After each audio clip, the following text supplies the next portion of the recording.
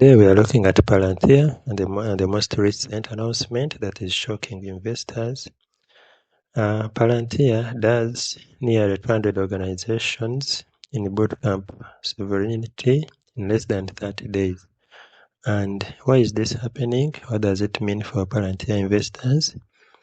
And what does Palantir need to do to move to a higher price? Please stay and like, share, and subscribe if you're interested in Palantir stock. Now, when a company trading at roughly 150 times forward earnings and around 420 billion market cap releases such a statement, we see that the stakes are enormous. And let's break down what all this means, especially for Palantir investors. So, Palantir officially announced that it is holding its second sovereignty bootcamp within time frame of less than 30 days since its first one. So, organizing a bootcamp for about 100 enterprise organizations requires significant logistical heavy lifting, scheduling venues, deploying cloud sandboxes, coordinating senior engineers, and managing NDAs. So, doing this twice in 3 weeks proves Palantir has built a highly scalable, repeatable go-to-market engine. And the short gap suggests that the first bootcamp was not a one-hit wonder. The feedback must have been overwhelmingly positive, prompting management to strike while the iron is hot. Now, the sovereignty push is clearly CEO Alex Karp's top strategic priority for 2026. Management is betting the company's future commercial growth on this specific narrative. For investors, this has implications. That leading indicator of growth. For SaaS investors, the velocity of customer acquisition events is a leading indicator. 2 bootcamps in 30 days imply a potential run rate of 8 to 10 bootcamps per year. If each attracts around 100 new organizations, that translates to 800 to 1,000 new high-quality prospects annually. Even with the conservative 10% conversion rate, that would generate hundreds of millions in future revenue. So, however, there's an execution risk decreasing. So the successful execution of the second bootcamp reduces the execution risk associated with Palantir's commercial pivot. It shows they can translate a strategy into tangible, high-touch customer engagement. So, on the back of unprecedented demand for its inaugural sovereignty bootcamp held on July 27th, Palantir is welcoming nearly 100 new organizations to its second sovereignty bootcamp. So, Palantir is now hosting nearly 100 new organizations at the second event.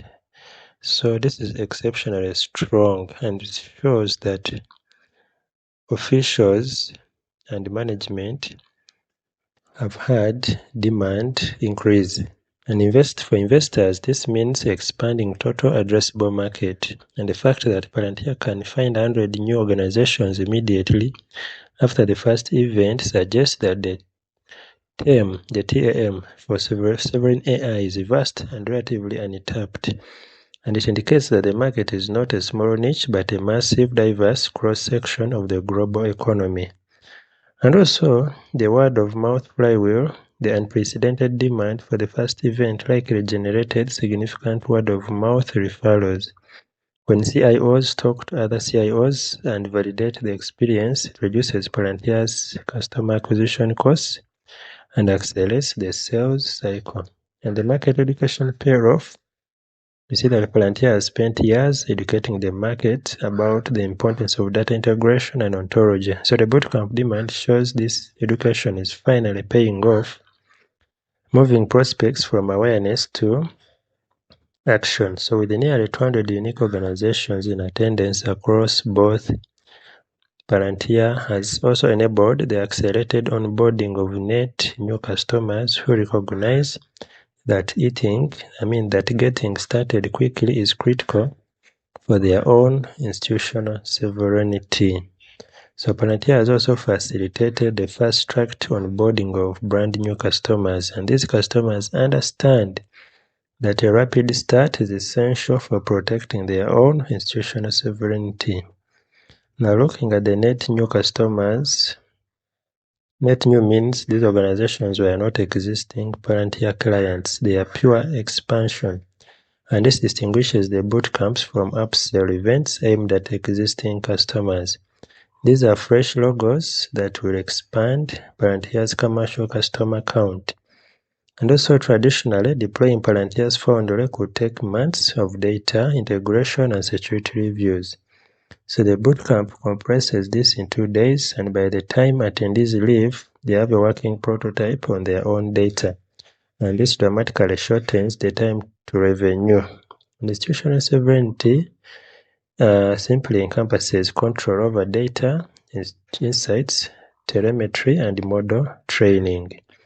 And the customers are recognizing that in the AI race, waiting to act is a strategic disadvantage. For investors, fast revenue recognition is one of the key points. With accelerated onboarding means Palantir can recognize revenue fast. Instead of a contract signed in Q4 being implemented in Q2 of the next year, implementation can begin immediately, and this improves cash flow and reduces the lag between bookings and revenue. Then also have higher net revenue retention. Customers who are onboarded quickly and see immediate value are more likely to expand their contracts later. So a fast time to value is the strongest predictor of high net revenue retention, which is a critical SaaS metrics. And also looking at the competitive moat, Palantir is creating a velocity moat. By getting customers up and running in days, they set the integration standard. It becomes harder for competitors like Snowflake or Databricks to dislodge Palantir once the customer's ontology is built inside the Palantir ecosystem. And looking at Alex Karp, he's also communicating that Palantir is playing a multi-decade game. They are not chasing quarterly SaaS revenue. They are positioning themselves as the critical infrastructure for the AI-driven world. And this justifies, in management's view, the high valuation multiple. And look at the term expansion. If AI sovereignty is truly the paramount issue of our time, Palantir's total addressable market expands beyond the enterprise to include sovereign wealth funds, entire national governments, and global consortia. So this could make the current $100 billion software term look small. And also founder-led companies often have extreme outcomes. Karp's strong rhetoric can attract long-term, loyal investors who believe in the vision. However, it also creates binary risk if the vision flatters. So the stock could crash hard. Investors must have conviction in Karp's leadership. What's your thought about this stock? Remember, like, share, and subscribe for more stock news about Palantir. And also remember that God has given us a life that measures with His life for free if we accept His Son, Jesus Christ. For more information, let's look into the description section. See you in the next video. Thank you.